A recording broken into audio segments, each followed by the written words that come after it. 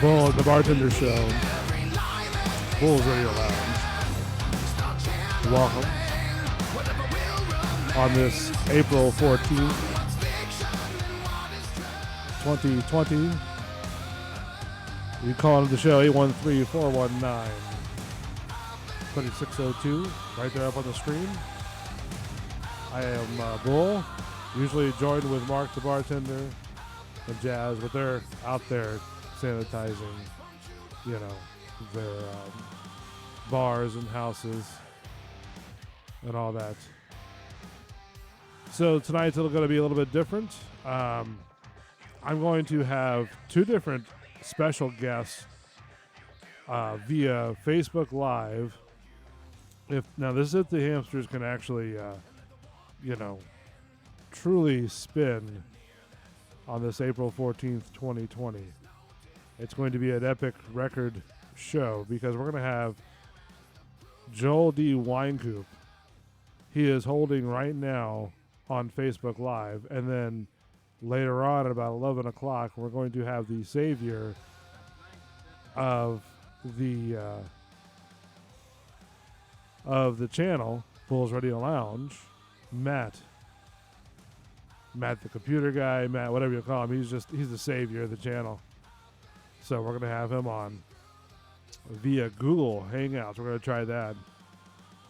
So let me fade this out here, and then let me see if I can get to Joel.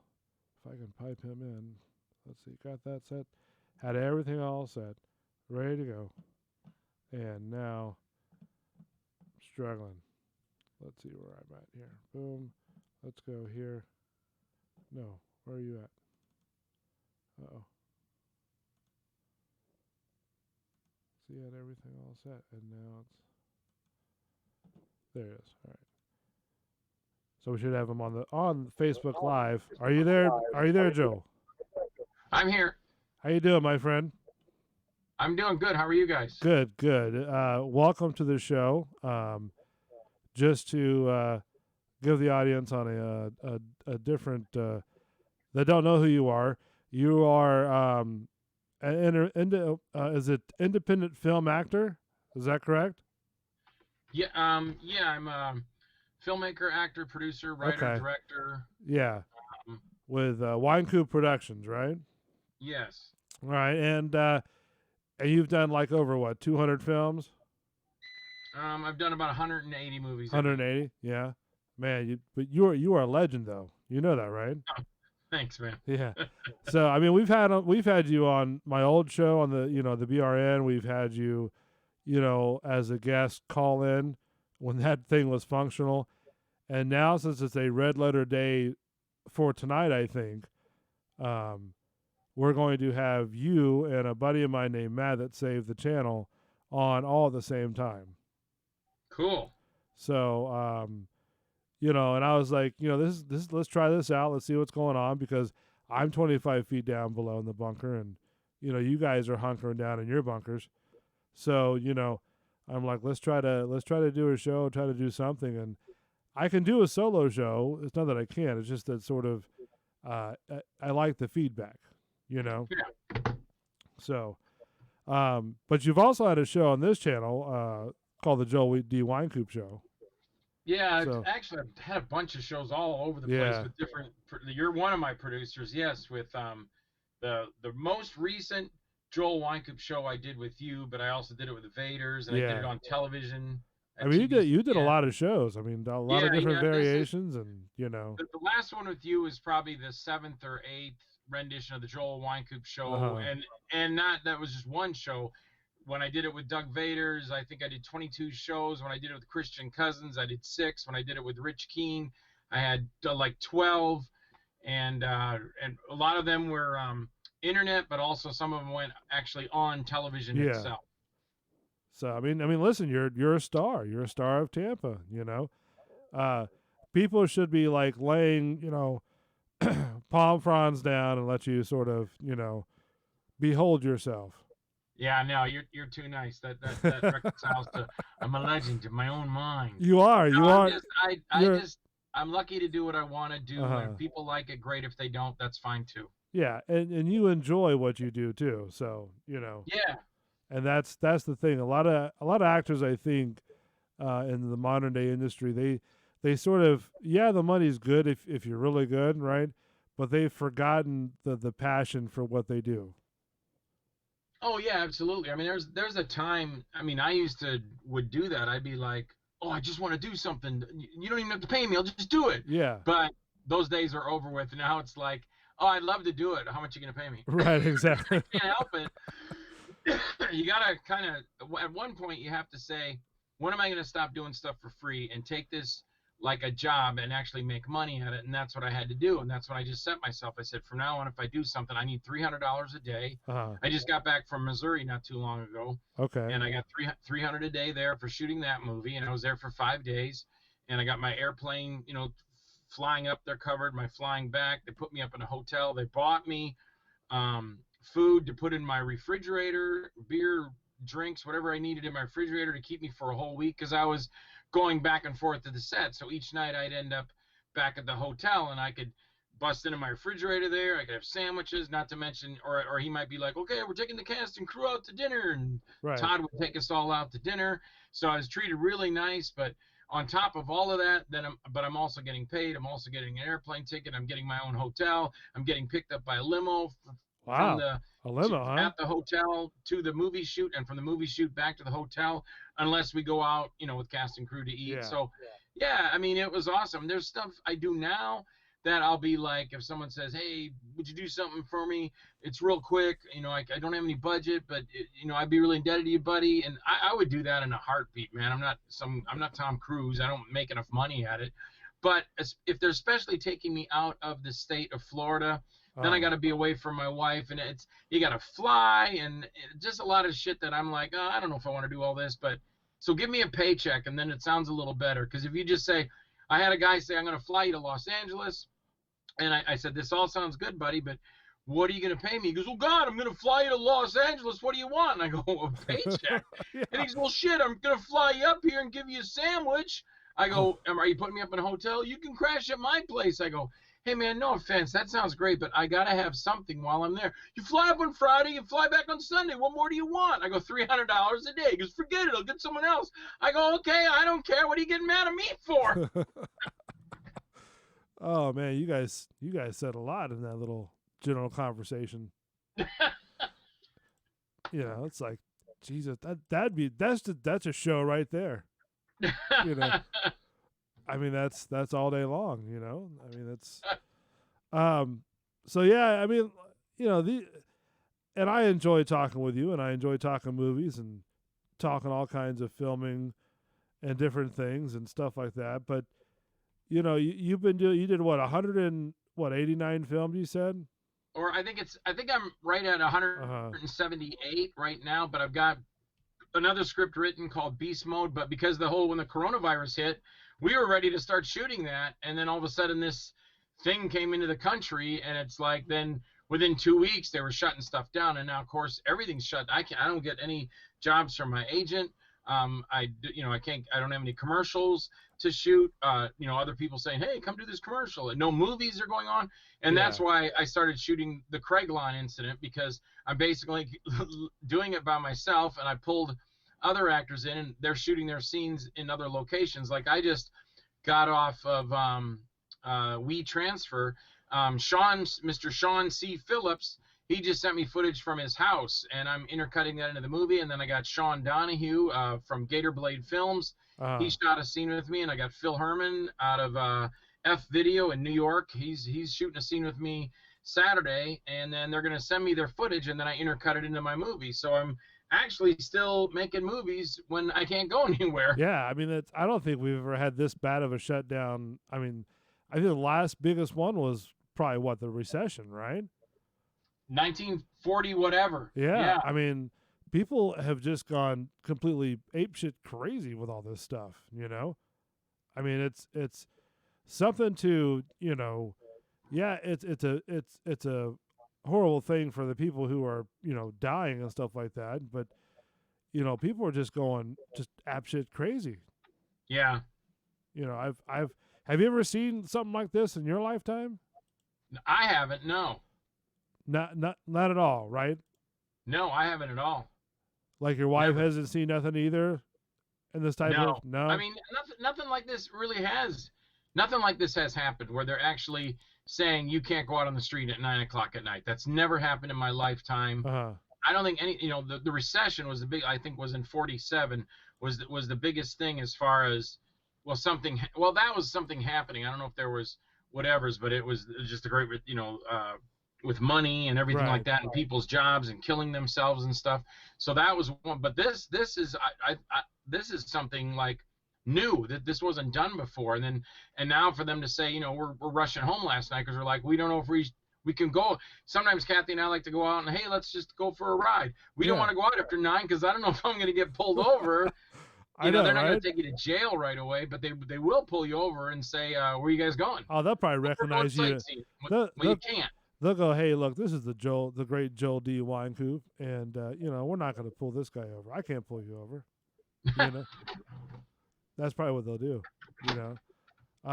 Yeah, it's a strange sort of how would you say, like an aura or something like that, or that's around here, because everybody is sort of like watching themselves and sort of peeking around the corner, and people going crazy over tissue paper and toilet paper and paper towels, and then you add in the panic of people that's coming in here, and it's unreal. People, you sneeze in your hand and somebody jumps back like you've got the bubonic plague or something like that. That's the world we're living in now. And when I go to the post office quite often because I got, when I'm selling my movies and stuff, and I can't do any conventions. That's another thing. The conventions, I sell my movies. I can't go to a convention now, and nobody's going to come to a convention, and no conventions are being done. They've all been canceled. So I still do a lot of online, and they'll buy, different movies from me. I got to go to the post office. And I was telling the story that the one day it was a little bit whatever with the guy. But the second time, because I recognized it was the same damn guy, he raced up all the way through the line and got right up behind my shoulder to throw his packages on the postal service desk. He's like, here, Mike, here's my packages. And I whipped around, and I'm going, dude, I was actually talking to the postal guy because we just talked about it, how people are such a-holes, how they'll just get up right on your ass. Coronavirus or not, it's just common decency. When I'm pumping gas at Thornton's and I go in to pay my bill, I don't want Joe F-Face, his head over my shoulder, going, I'm going to buy these Twinkies. Yeah. I turn around to those people, and I'm like, dude, you going to propose? Then get off my ass. And the guy at the post office is the same thing. I go, dude, what are you doing? Back the hell up. Right. Well, you don't got to yell at me. Well, why are you stupid? I mean. Yeah, I don't know. It's like I found one story where shoppers have gone completely apeshit over toilet paper, and let's see if the hamsters can do this real quick. Can you hear the story? New purchase limits to curb coronavirus hysteria. The fight over toilet paper that went viral around the world. Really? One pack. No, not one pack. Now the 60-year-old mother and her 23-year-old daughter, who were wheeling a trolley full of rolls at Woolworths Chullora, have been charged with a fray and are due in court next month. I cannot understand the logic. We have a big factory in Penrith that produces... So these guys are going at it and beating each other up and telling each other who's boss. I want the toilet paper. No, I want the toilet paper. I mean, I'm trying to figure out what is the thing with toilet paper? Like, why are people, fighting over it? Toilet paper. Investigators spoke to the other woman, a 49-year-old, who'd allegedly been assaulted, but she wasn't injured. The incident, one of several at Australian supermarkets, as desperation for toilet paper reaches irrational levels. Everybody please stay calm and be rational. We have everything we need. For the second time in a week, Woolworths and Coles have been forced to crack down on the number of toilet paper packs allowed to be purchased. At Woolies, customers are now limited to just 2. But here at Coles, it's down to just one per person.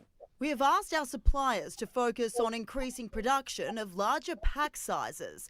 A pack of 30 rolls should last an average family for around 3 weeks. We can all get enough. Does that work for you? Does that last for 3 weeks?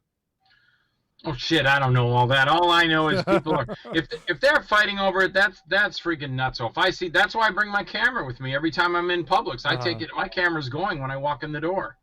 So, I mean, do you can I ask you this question without being, kind of weird or gross, right? But do you yourself go through like 3 weeks of toilet paper?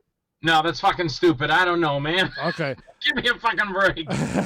All I know is if you're that hard up that you're fighting for it when you really don't need to be, in places like, I don't know where that place was, if they're letting it's people over just like go nuts. England or something like that.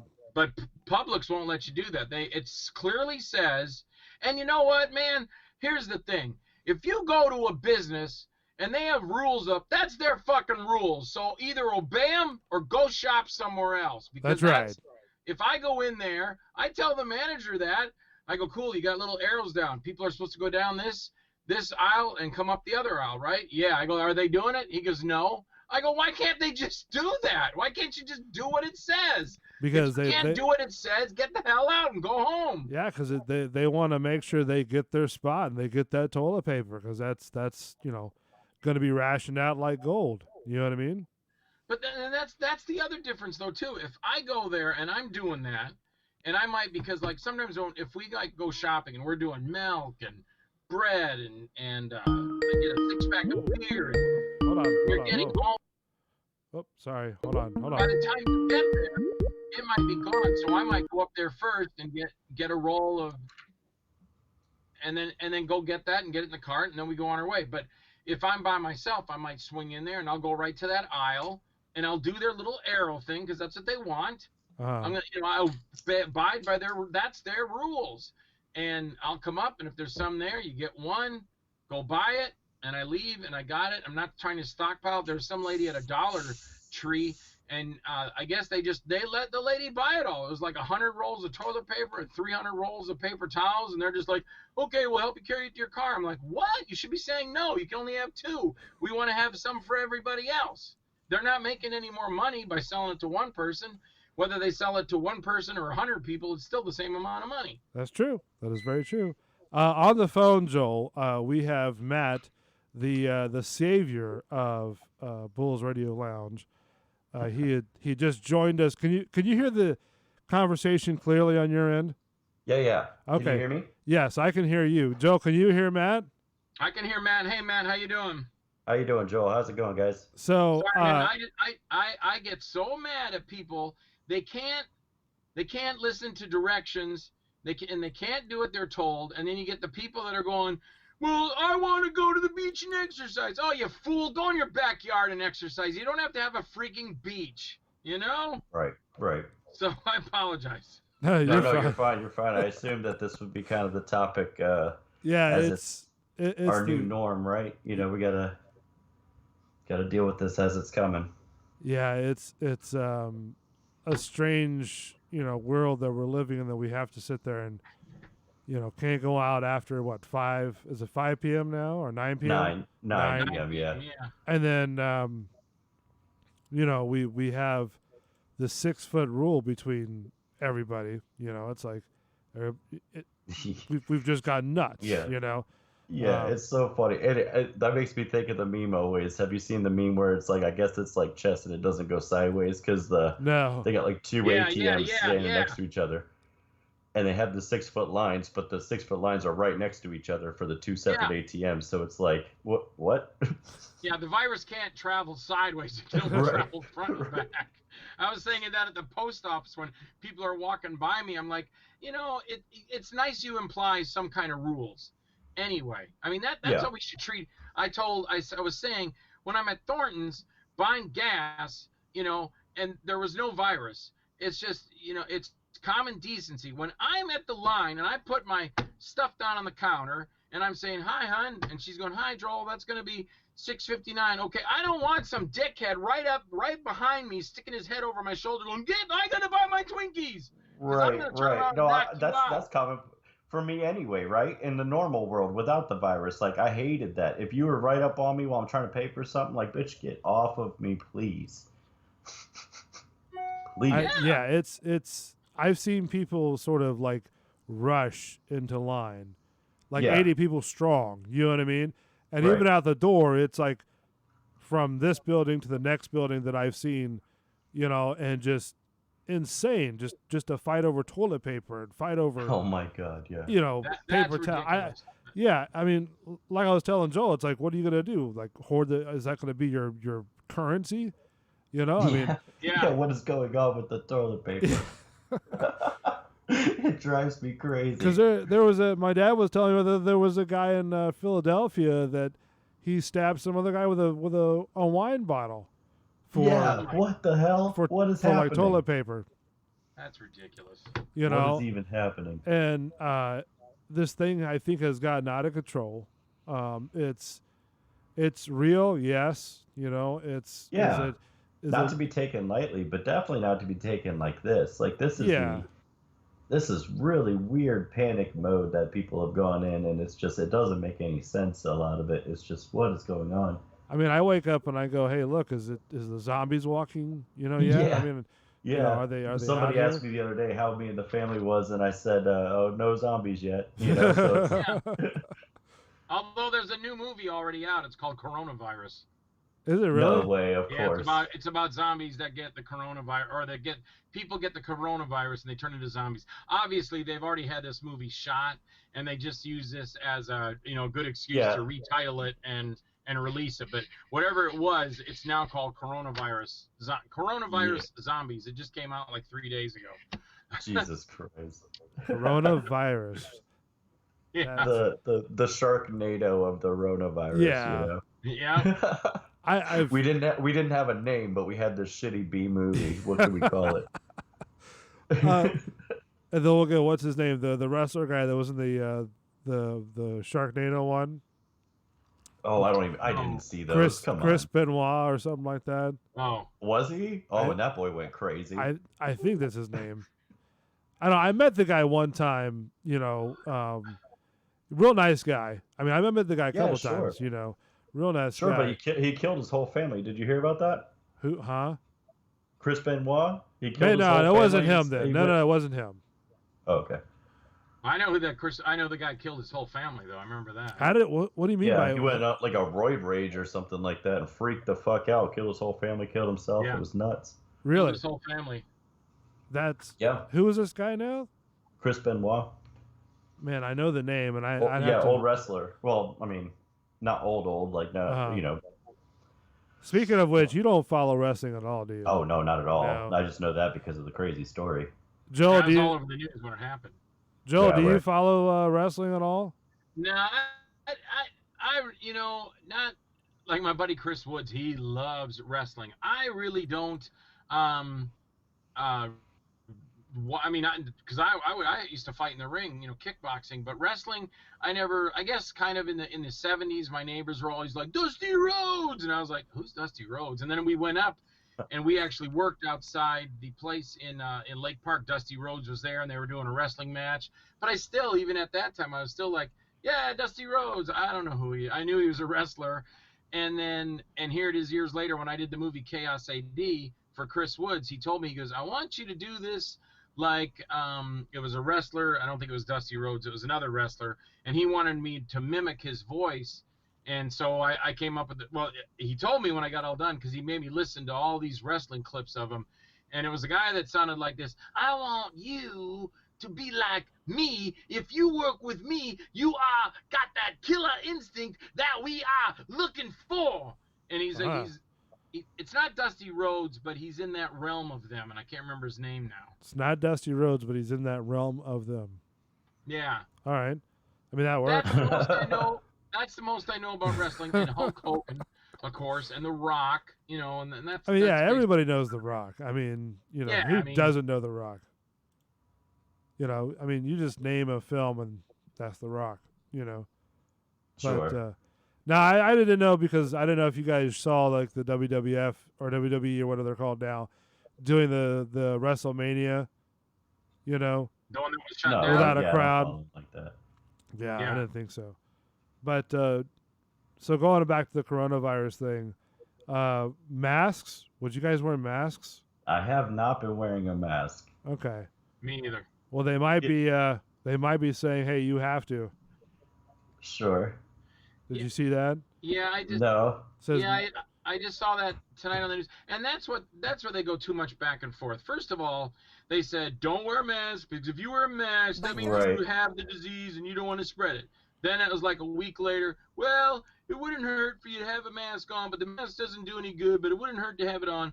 Now they're saying, well, the mask does do good, but it's not as good as the K9 5700s. But this is still good, and everybody should be. And now it's like. Every time you go out, you should. In LA, they did it, and here they're probably going to do it. If you go outside, you have to wear a mask. And yeah, but I don't know. How long is it going to be before we have to wear astronaut suits? Are they going to have like a mask police? I mean, they already have people who sort of narc on people for having big I feel parties. like it's just going to be if you're seen without it, you get a ticket or something. What, like driving? Maybe, sure. I mean, how really you would police that? I mean, you're watching people without masks? I hope not, because then we're getting into a real dangerous area, aren't we? But then also with people being snitches like that, then you're getting to another dangerous realm too. Sure. You know, because now you have people who are like watching you. You know, then you're looking back and saying, "Hey, look, if this person doesn't see me with a mask, is this person going to turn me into the 2319?" You know what I mean? So yeah, you know, it's just one of those things that. You know, I don't think that it sort of needs to happen, to be honest with you. You know, but I don't know if I could wear one. I don't think that they should be able to police us on if we're wearing a mask or not. So yeah, I don't think so. I think that should be up to our discretion. Like, hey, you want to get the plague, go for it. Yeah. You know. Now, a person named Jane Doe said on the chat, now they are considering everyone infected, but don't want to worry the population. So masks stop the spread. I see. Okay, I understand that, but they were saying originally like that the virus is now living on this mask, so you're just bringing it home with you to kind of like fester over off. That's true. Exactly. You know, so it's like, I mean, I guess, but now I'm getting it because I was walking through, you know, Rona-infested air. I walked by this dude in Walmart that's a pig, you know, and decided to sneeze all up in the place, you know, like, I don't know. It's a double-edged sword, I think. Like, yeah, it makes sense, but now if I have it, yeah, okay, I see. Yeah. So he's saying, like, if you consider that everybody's got it, like, just consider you already have it. Now you're stopping it from going back into the air because you're just breathing your own sick into this mask, and now nothing's the matter. It's flattening the curve. I think that's what he's trying to get at. Yeah. I mean, I don't know. I could not wear a mask at all. You know. I've worn them throughout the years, right? Sure. But while I'm working, yeah, I couldn't do that. You know what I mean? I don't know. I think they're kind of neat, and we could start making fashion statements with them. To be honest with you, I don't mean, you know. But I mean, I'm not doing it. Would you have a little princess one? I feel like we need to be careful with and I'm going to say this. It sounds like a liberal hippie or something like that, but which isn't the case. But I mean, I really think that we need to be careful with what we give up. Liberty-wise, and what we allow them to tell us what we can do. Yeah. And I feel like, you know, I don't know. No, I agree with you. I mean, listen, if I need to see if they're going to actually have people who are going to like write tickets or fines or something like that for not having a mask on, because what's going to happen then, though? Now they've done it. Now what? What's your plan of action here? You know. I mean, what do you say? I mean, you know, it's either go to the pokey for what, 24 hours, or you put on your mask. Well, who knows? What I mean, you've heard some wild reports and stuff they started doing to people in China or whatever because they weren't staying indoors or whatever. Yeah, I did hear the one where the other guy shot the other guy for not having, you know. I've heard things about them welding doors shut, and it makes me wonder if like they're throwing a bag of rice in there. It's like that's good enough for 30 days, and then they just like weld the doors shut. And they're like, we'll stop this damn virus, you know, one way or the other. Joel, I don't know. Joel, do you wear a mask as of right now, or? No, when I go out, I haven't been wearing a mask. But yeah, if they're gonna say it's advised to wear a mask. I probably won't, because what I do, I don't stay and mingle with anybody anyway. If someone is wearing a mask, I don't walk up to them and go, hey, how's it going? I really like your mask. Like, give me a big hug and let me slobber on you. I don't do that anyway. So if I can get in, maneuver in and out and around and get out, if it's going to come down to everybody just wearing a mask, then you might as well just put a bullet in your head, because it's just going to go on and on and on. Yeah, because then they're going to tell you can't do this. In their cars. Yeah. I'll tell you what a lot of people are worried about too is this G5 thing, or 5G network. But they've system. always what do you had guys think of they've this? always had 5G. Well, no. What they mean is like cameras all up all over the place, and that's what's policing everything. They're already doing it over in England and stuff like that. There's a crazy documentary on Netflix about it I watched, but I don't know. That's what everybody's worried about now, is that they're putting cameras up everywhere so that they can police everybody. It's Demolition Man. And watch us that way. Demolition Man, yeah. It's Demolition Man. We're all going to be confined to one city as a one big city area, like, what is it, the San Fran, Los Angeles, whatever the city was, right? Yeah. And then we're going to have a Dr. Cocteau, Right. And then we're all going to be dressing like, Yeah, well, that was pretty badass anyway, too, wasn't it? They're only be Taco Bells for restaurants. Yeah. Hell yeah. I mean, I don't know. Listen, I don't know if I could dress up in a tunic every day. Yeah. Come on, boy, you kill it. Yeah. You'd be killing that. And then have to sit there and go, be well, Be well. Oh. That's, I don't know. And then having some guy that says his name is Dr. Cocteau, just doesn't really sort of ring well with my book. I don't think so, Oh, jeez. But I don't know. I mean, that's the way it's going. That's the future anyway. We can't really fight it, I'd say. It's just something that we're going to have to learn to know. And our kids aren't even going to think anything of it. You know what I'm saying? Yeah. Like, the next generation and stuff, they're not going to. I'm watching Jane Doe's comments now.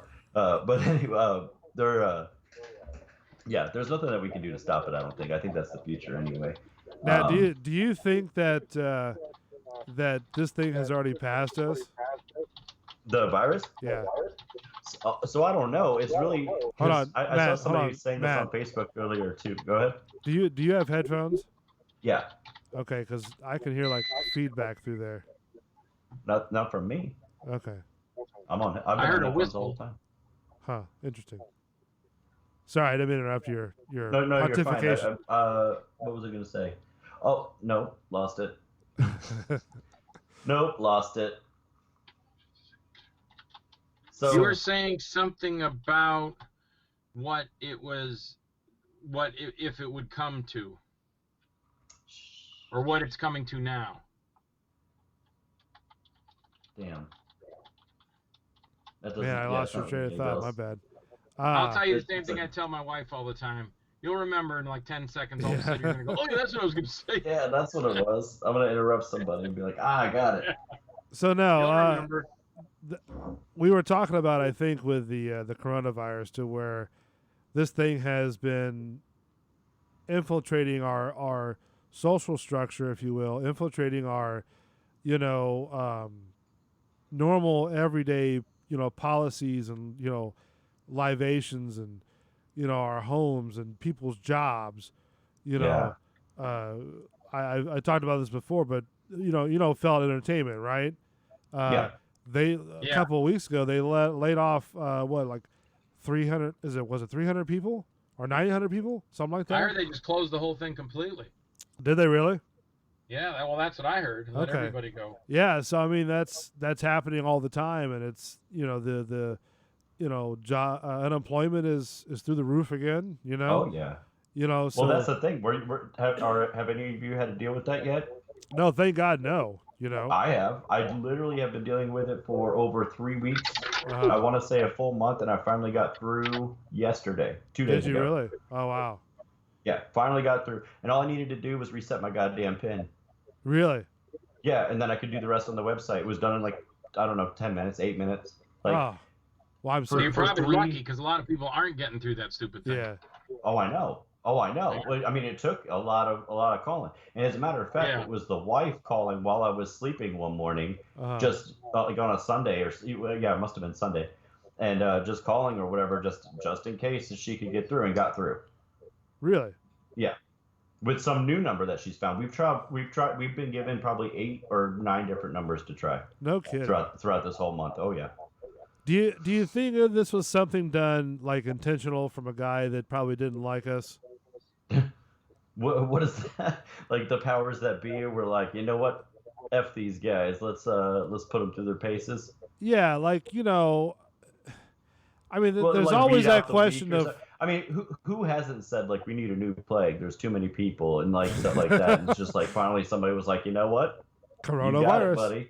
You know, I mean, but do you think that there was some sort of hey, look, let me just sneak this out of here, or not even sneak it out of here, but maybe it was contaminated, but the guy didn't really know. Well, I feel like they say all the time too that they release, like some company will make a vaccine for something that isn't even out yet, right? Yeah. And then they're like, well, we have this billion of vaccine or whatever. How do we sell it to somebody when nobody needs it? We'll release the virus, and then it's kind of released or whatever. Then people need it all of a sudden, and then they get it, and everything's fine, and somebody made some money, and like I don't know, it could all just be capitalist driven, maybe. But I don't know. I'm not plugged in like that. No, I'm not either. I mean, it's just the thing is like it's every time people talk about it, it's always very touchy on both sides of the fence, and we're not in this conversation. We're not downplaying, but we're just talking about the chaos and the panic and where this may have come from.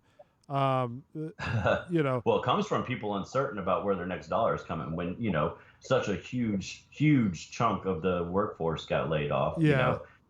It's like it's so unsure, like, okay, well, I still have all these bills to pay. People are still calling me for that. My rent's still due, my car note's still due, like that. And so panic, and why they panic and buy toilet paper is beyond me, but that's where they decided to dump all their fears into the toilet paper.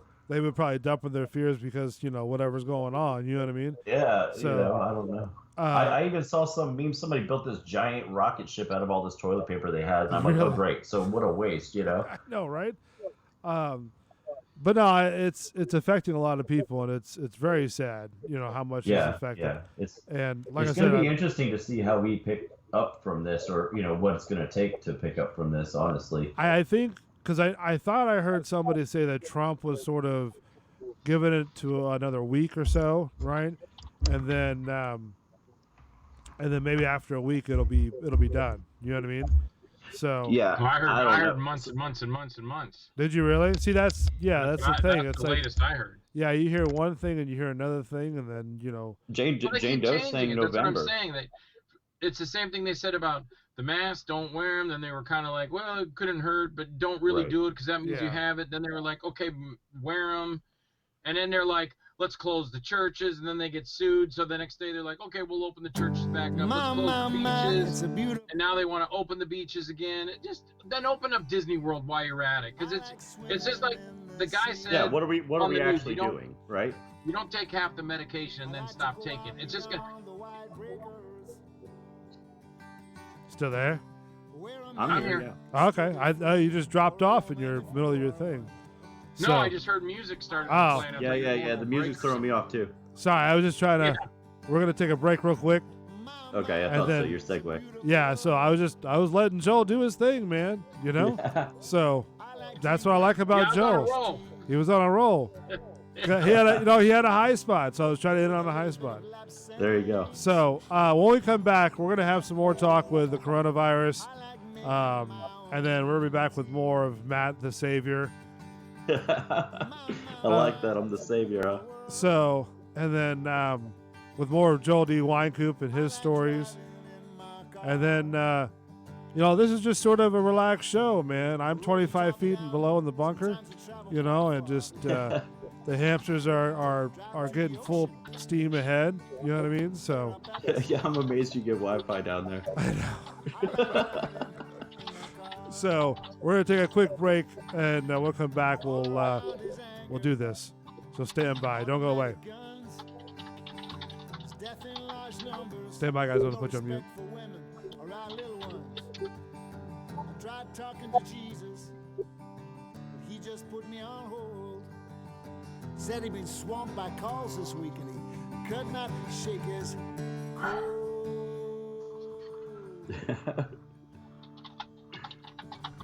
Still this emptiness persists. Perhaps this is as good as it gets.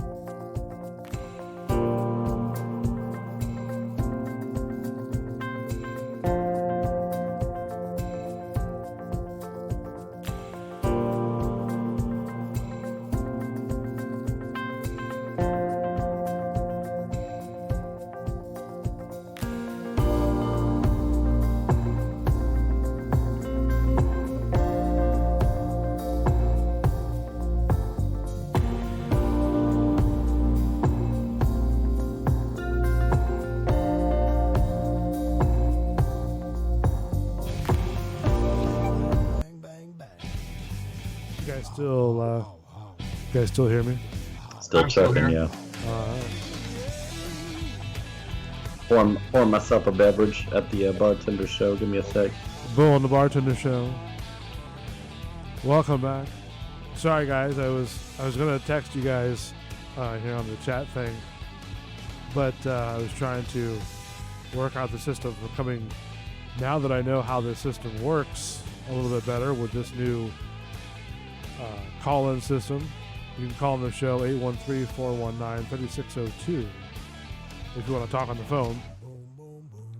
Also, we are broadcasting live from inside the bunker, 25 feet down, with Matt the Savior and Joel D. Winecoop. So, I'm 25 feet down in my bunker, broadcasting live on Bulls Radio Lounge. Yeah, I'm out here in the thick of it. And then Joel is got, 40-inch cannons outside his house. That's right. 40-foot cannons. 40-foot cannons. That way he can... To get the job done, you got to use 40 foot, not 40 inch. Oh, sorry. I was trying to be realistic, but, Hell yeah. No, we're going anti-tank over here. Anti-tank. Right. He's got the whole gamut going. He's... Nothing's good. The zombies are coming, and he's coming out looking like Rambo. So... That's right. I don't know. We've come to a different era, different age. It's a whole new world, man. Yeah, and it's... Nothing any of us three on the radio here, and probably a ton of people that have never experienced it. Well, nobody's experienced it. I know a friend of mine, she's 90, and I think Bill's approaching that age, and they went through the Great Depression, but they said this is scarier than the Great Depression. Are you serious? Well, yeah, because at their age, they're more susceptible to all of this than you and I true. Are. That is true. Because of the age, and now they say it's African American, if you're diabetic, and children. So here's one thing that was going on way at the beginning. Everybody was going, this is all blown out of proportion. It's no big deal. It's stupid. It's a little tiny flu. More people died from the flu than this. And you're seeing and then there's the other side of the people that are going, this is just to reboot the economy. And I'm like, really? They shut down the entire world? This isn't Star Trek where Scotty shuts down the warp drive to reboost it back up again. No, you don't do that. All right, yeah. Matt, I mean, did you get all that? Yeah, I can hear. Oh, okay, all right. I just didn't know what your input was. I mean, I was trying. I had you up to the Star Trek reference, and then. No, I mean I get what he's saying. Like you definitely don't shut the world down to reboot an economy unless you're trying to change the economy completely. And I agree with that. And maybe government is trying to change, the economy and all that stuff, and have more control and how we do and think and all that good stuff. I mean. Who knows? I mean, could be another step of them controlling what we're going to do in our everyday lives. Well, right, and that's a worry, isn't it? That's what you hear. You hear people saying that, and the conspiracists, I assume, are sitting back in their tents and in their 25-foot below bunkers, and saying, "I friggin' knew it. I said it all along. Everybody called me crazy. Yeah, and look, here we are. Yeah. I mean, there's your best example. Your best example in the world is Howie Mandel came out and said it, and he's a friggin' germ-phobe from way back in the 70s. He was always carrying his gloves with him and pulled them over his head. He goes, see, motherfuckers, I told you the day was coming. Yeah, he would never. Right, exactly. He would never shake anybody's hand at all. Still won't. No, he still won't? Wow. Still won't do it. I mean, this guy was like, he was really like, you couldn't tell back in the Howie Mandel days, right, too much. But when he did that new show, what was that show called? Where he was it's like America's Got Talent or something. America's Got Talent. Well, right. even before that, he was doing the one where you bet on the thing with the briefcase. You know what I mean? Right. Yeah. That was. I can't think of the name of that one. $1 million. What was the one at the briefcase, baby? What? The briefcase is what was that called with Howie Mandel? All the girls are up there showing off the briefcases. I can't remember what it is. I can't either. Holy cow! And it's probably like $1 million case or something like that. Yeah.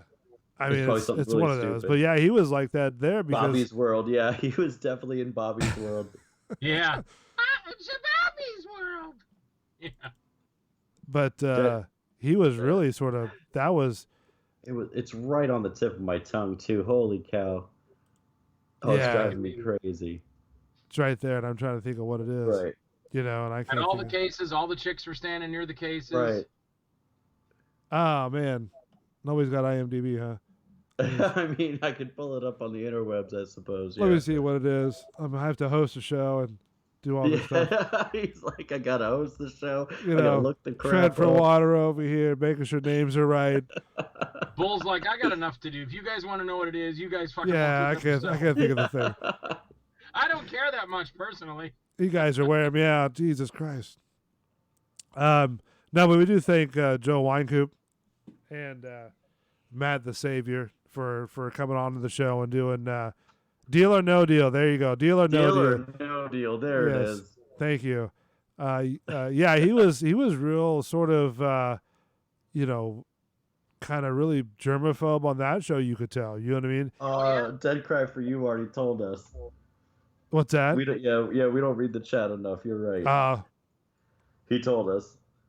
What do you mean? Who told who? Dead Cry for You in the chat told us Deal or No Deal a long time ago. Oh, was it? Oh. Yeah, he was doing the work for us. Sorry, I had to take a drink real quick. No, I'm right there with you. My ice is melted, though. What's that? Kathy was just yelling deal or no deal, but I think Matt already said that. Yeah, somebody said it. Well, yeah, Chad already had us, too. None of us we're all oblivious. We're all in our little Bobby's World. I'm like waiting for Chrome to load and stuff. We're over here marking out the Bobby's World, and they're the chat. They're going, "Hey, jackasses, it's Bobby's World, or it's Deal or No Deal." Deal or No Deal. Yeah. He said Bobby's World first. Yeah. Well, I was gonna play a deal out here while we're talking about Bobby's World, but yeah, I remember that show playing like in the afternoons with Howie Mandel and stuff like that. He did that for which one? Bobby's World? Yeah, he did it for a long time. Oh yeah, that was a show. I liked it. I was what was it? I can't even remember when that show was on, to be honest with you. So,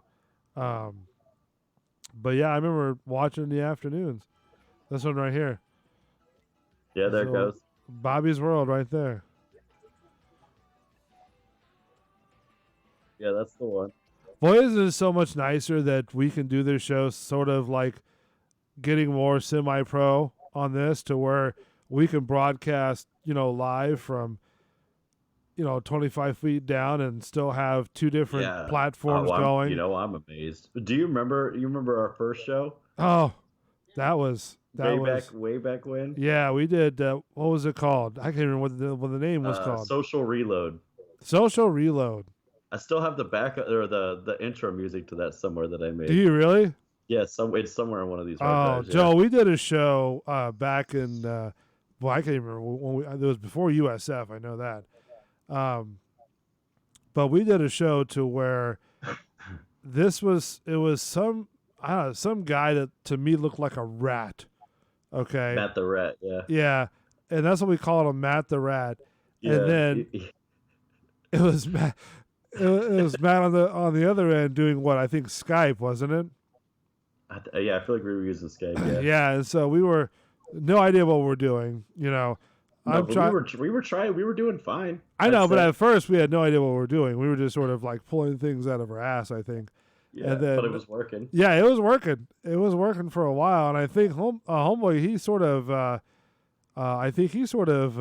kind of flaked out there at the end, didn't he? Who was? Oh yeah. Well, he didn't like the challenges and stuff. Oh really? Yeah. I was like, so we're gonna have you do some challenges, and immediately he was like, well, like what kind of challenges? Yeah. And so right then I knew he was gonna be trouble, but. Yeah, because didn't we discuss with him, beforehand? We did a couple though. Like I shot him with paintballs. We ended up getting a couple at least out of him, but yeah, it didn't last very long. And then we did USF, and I think we had you in the studio USF. That taught us a lot. Joe, you remember USF, don't you? Well, I remember going there for that, and I remember bringing a whole bunch of people from different movies that were in with me, and I brought them with me. Yeah. And then for the BRN side, and then the BRN stuff. Yeah, right? I brought you guys in as well. So that was interesting. That was interesting. The one show with Joel on that one, that was real interesting with that one. Should I tell this story, Joel, or should I not tell this story? Oh, I don't care. Okay. So we're sitting there doing a show, right? What I might say after you say what you say, and then you might be like, "Oh God." What do you mean? Fair warning. Oh, now you got him thinking. What do you mean? What what exactly are you talking about? And he knows what I might say. So fair game on. Oh no, I'm not going to say anything that didn't happen. I mean, everything that happened, that I'm going to say that it's true. So I'm sitting there, and I can't remember if we went to break or we didn't go to break or something like that, right? But anyways, we were on the air, and I think, Joel, you had to go use the restroom. Am I not correct? No, it was when and this is where I'm going to get you on. So you go ahead and keep going, and then I'm going to say my point. Okay. I mean, listen. In the middle of the thing, you were trying to make it like it was too big time talk show there, and you're like, okay, Joel, if you can go get our celebrity guest tonight, and instead of just bringing them back there to begin with, so I go through the whole network of hallways, and I get to the door. Now, clearly the door did say, which I didn't see it then, it said, don't use. Now, what moron leaves the damn door open and doesn't lock it to begin with? Because all I thought was, I go, was this the door or was that the front? Yeah. And I turn it, and I go, well, it's open, so I open it, and the alarm goes off. And I'm going, well, who's the dumbass that didn't bother to lock the effing door so somebody couldn't get in and actually set off the alarm? So I set off the alarm, and I came and tell Bull, I go, like, hey, man, I just want to let you know that he's going on, blah, blah, blah. The girls are in there. I go, hey, man, I just want to let you know the alarm's going off. What? And then he's I know, I didn't act like that. No, come on now. I kept my composure, and I couldn't remember it was. Yeah, you're pretty good. But you turned to me later, and you went, don't ever do that again. Oh, no, but listen, hey, listen, it was in good nature, because here's what happened was that when that door opened, that alarm went off. It woke up like 3 or 4 people, and then they're calling me, and I'm like, yeah. I listened. It was my so. Listen, I took the the heat for it, which I don't mind because I was in charge of the whole thing. So, and I told them that nobody was at fault. It was my thing. I accidentally happened to open up the door, and but I was like, Joe, man, you went through the wrong goddamn door, Right. But yeah, so that happened with him, and that was sort of a memorable moment. We have him on the show and we talk about that. Was at the BRN. Yeah. Many moons ago now. So, like I said, why? I can say his name, right? It's not a big. No, I don't say his name. Okay, well, everybody friggin' knows who I'm talking about. Why didn't he just lock that damn door anyway? Then they never. You don't put on a door. This door is open. Please don't open it. You put on this door. Don't go in this room. It's locked for a reason. The thing is that I don't know who works up in there. You know what I mean? Yeah. Well, that guy should have locked it. And I mean, I don't know, man. It's subjective there. You know what I'm saying? But I mean, it's to each whatever they got to do. You know what I mean? That's not my deal. Right. I just know that it was a funny night, and No, I felt terrible about it. No, I thought it was funny. I mean, I thought it was real funny because it's like I had thought somebody had died or passed out, or our guest had died or passed out or something like that. When he told me that because we were on the air doing it.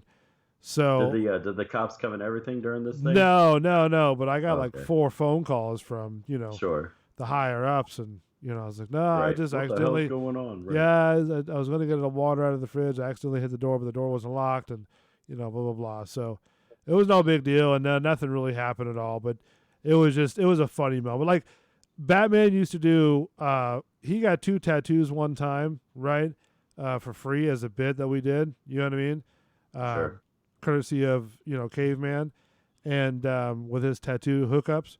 So then, so the bid that we did for him was that every time we had a guest come in, he would always just towards the end of the interview, he would stand up, start undoing his pants, and take him down, and the guys be like, "What the hell's going on?" And he's showing him the tattoos that he got, because he had a Lego Batman of like a full figure Batman, and then a comic book like Lego Batman on the other two. You know what I mean? So it was. I mean, they're on their thighs. I mean, you know what I'm saying? Right. So, but that was a funny thing because we had like these two wrestler guys come in. I can't think of the name, but they came in and he started doing that, and boy, those guys were about to rear up and knock him out. You know what I mean? Oh, geez. So, and it was just funny. It was just real funny. So that was his gimmick, and that's sort of Joel's gimmick too. So he was showing his dick off and getting hit. Well, no, he was showing the tattoos off. But it was funny because he would just drop his pants or whatever, and he wouldn't he'd keep his boxers on, but he would just show the tattoos. So, nice. But it was really cool. It was really good time. I really enjoyed it. Lot of good memories from that place. So, learning how production goes on a full scale, 4-hour, program and stuff like that. So sure.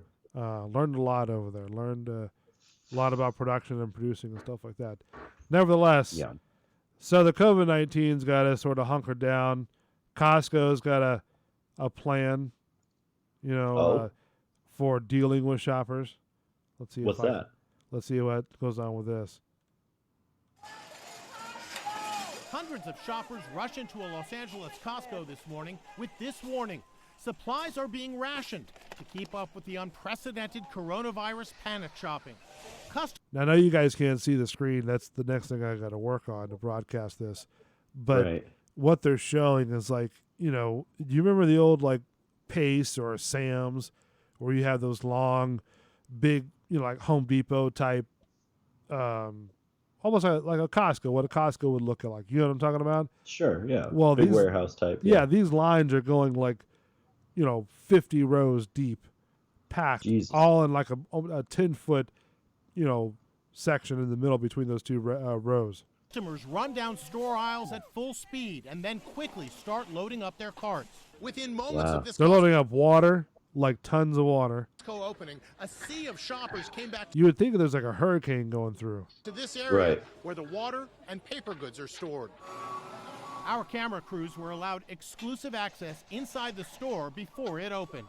This Costco is getting deliveries around the clock. As you can see, a lot of water and paper goods, and within an hour, all of this will be gone.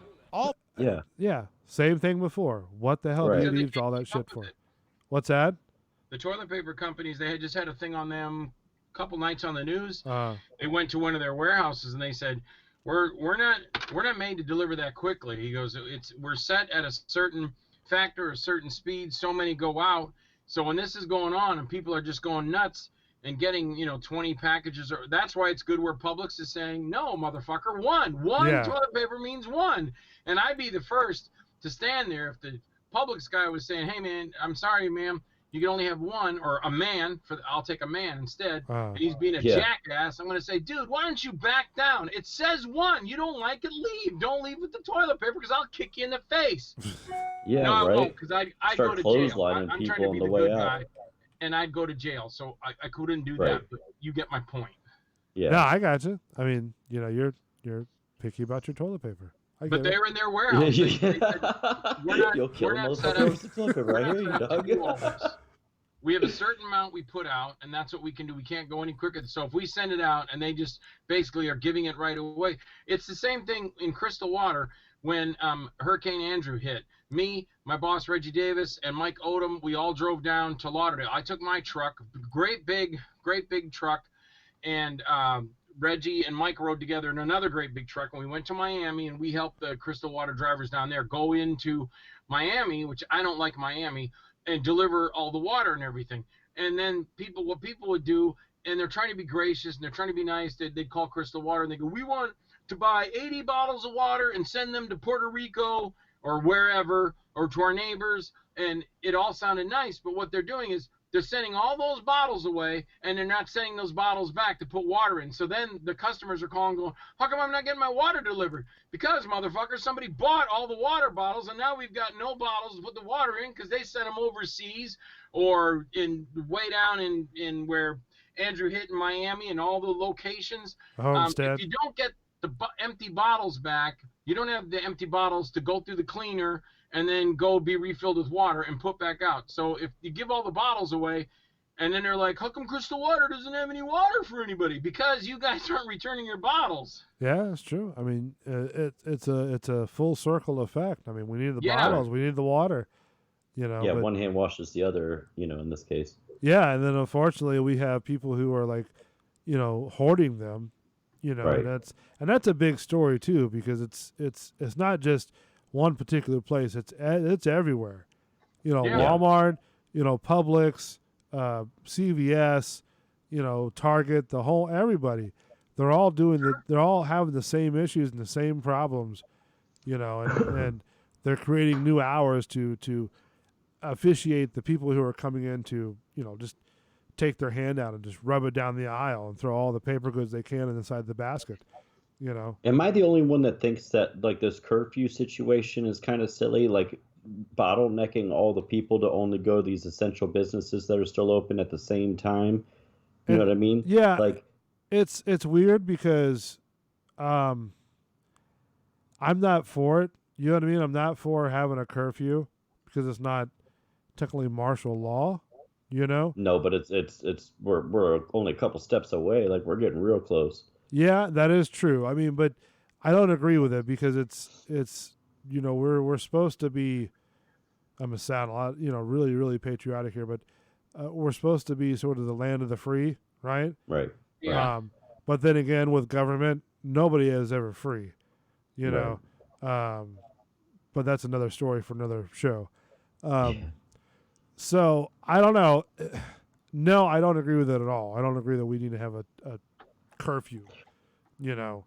Yeah. I mean, the same amount of people, when I have seen people at the Walmart, driven by a Walmart or whatever, I see the same amount of cars there at the same times. People are still going, you know, it's just now before 5 or 9 or whatever the curfew is or whatever. They got a bottleneck all up, you know. When I go to Walmart, you know, in the olden times, before virus, pre-virus, pre-Rona, you know, I would go at 2 o'clock in the damn morning when nobody's there. So like literally, I was anti the problem already. Right. Like I was not going when other people were there, and now it's like I have to go when 150 people are trying to get in the damn store. And now if they're like only allowing X amount of people in at a time, now there's a line being created. So now there's a chance that this window of time that I've got allowed to be out, quote unquote, is going to get eaten up standing in a line trying to get into the damn store. I'm going to have to come back again tomorrow and stand in line again. Like, Matt, what are we under attack with that siren? What is that siren? What's going on? Huh? That was using Invasion of the Body Snatchers. Do we have to worry about that now? Yeah. I mean, for real though. I mean, I wonder when you guys were gonna catch on to that. You know.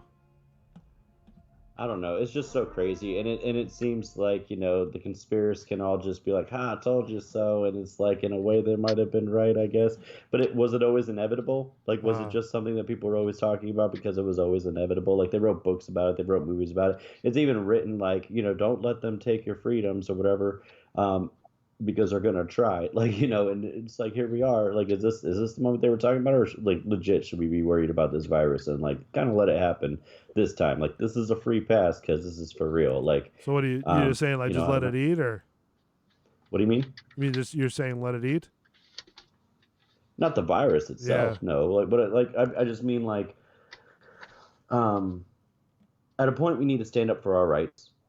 At another point, it's, you know, if the safety of the people, like, you know what I mean? Like, if it's part of being a community of people to stay away, we need to consciously make that decision ourselves and not make the government force us, because that's, I mean, we're legit just making the problem worse. You know what I mean? Like, if people were just not such, you know, I don't know what the word is.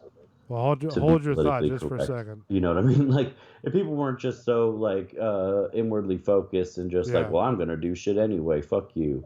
If they weren't so like that, and they were like, you know what, it's better for the people, we really should just stay away from each other.